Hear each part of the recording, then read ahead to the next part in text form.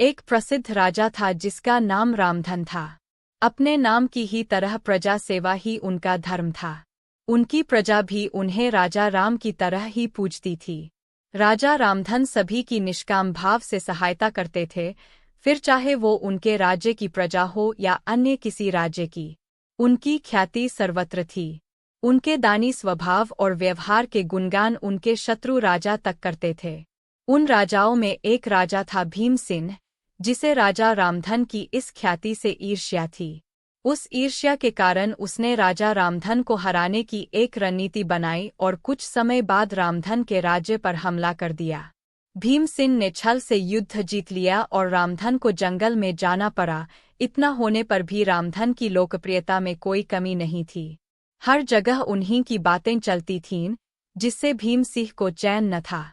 उसने राजा रामधन को मृत्युदंड देने का फैसला किया। उसने ऐलान किया कि जो राजा रामधन को पकड़कर उसके सामने लाएगा, वो उसे 100 सोने की दीनार देगा। दूसरी तरफ राजा रामधन जंगलों में भटक रहे थे।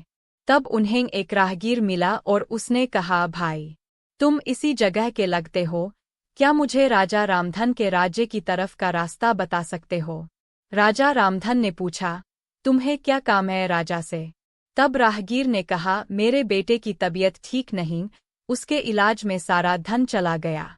सुना है राजा रामधन सभी की मदद करते हैं, सोचा उन्हीं के पास जाकर याचना करूं। यह सुनकर राजा रामधन राहगीर को अपने साथ लेकर भीमसेन के पास पहुंचे। उन्हें देख दरबार में सभी अचंभित थे।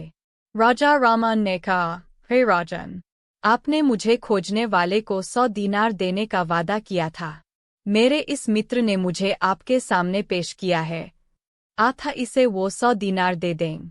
यह सुनकर राजा भीमसेन को एहसास हुआ कि राजा रामधन सच में कितने महान और दानी है, और उसने अपनी गलती को स्वीकार किया।